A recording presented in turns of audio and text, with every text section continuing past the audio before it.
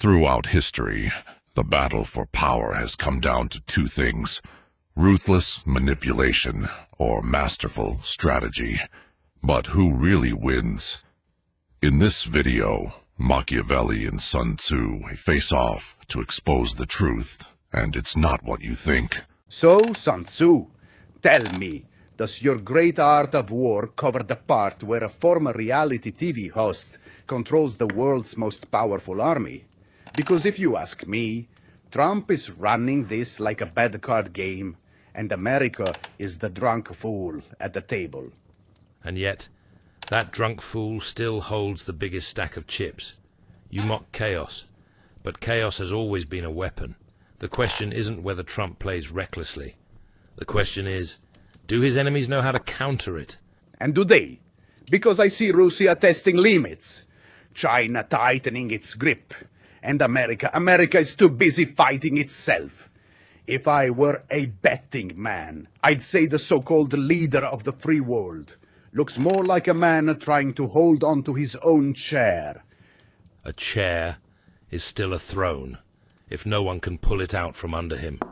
For now. But power isn't about holding ground, it's about expanding it. And that's where your great generals of today are failing. You don't hold power by waiting. You take it. You don't build loyalty by inspiring. You build it by making people afraid to turn against you. Fear, the bluntest of weapons, effective until the wielder becomes its prisoner. Every tyrant who ruled through fear has fallen the same way, betrayed, cornered, eliminated. You believe in ruling through paranoia, Machiavelli? Then tell me, do paranoid rulers ever die peacefully?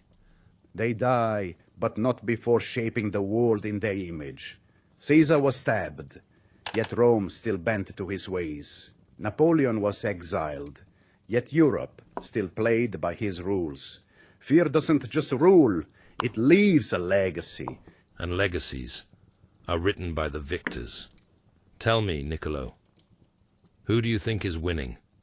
You really think Trump is losing? He isn't playing chess. He's flipping the board. And guess what? It works. A divided nation, perfect. Keep them fighting each other. And no one fights you. And what happens when the fire spreads too far? When your own people start wondering why they're following a leader who thrives on their misery? People don't follow happiness. They follow strength. They follow fear. You think the masses want peace? No. They want someone to blame. And Trump gives them that over and over again.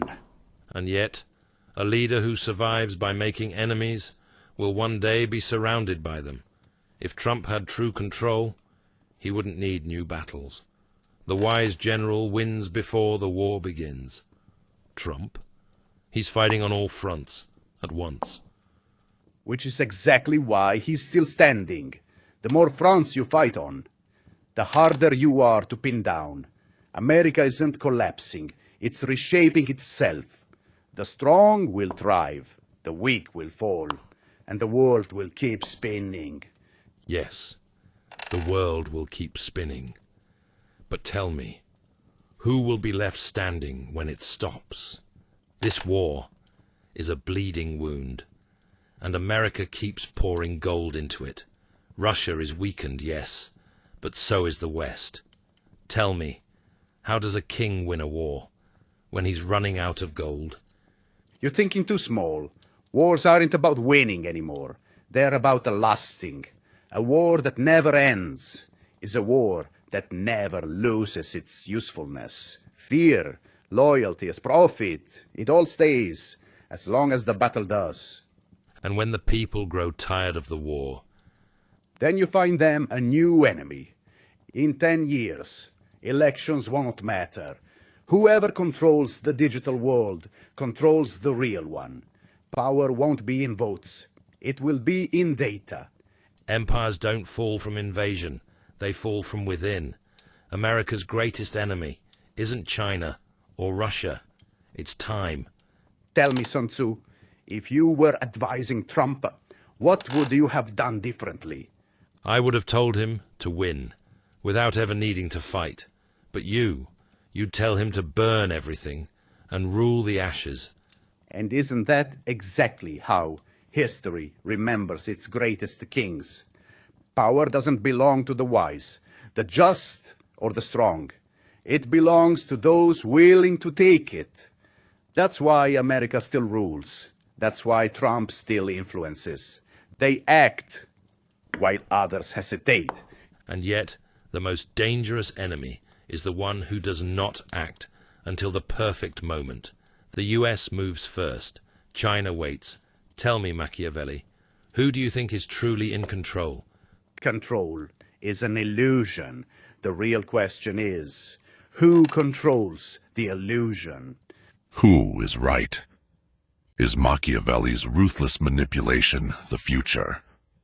Or is Sun Tzu's long-game strategy the key to ultimate power? Comment below. The debate is not over. But the answer, that's for history to decide.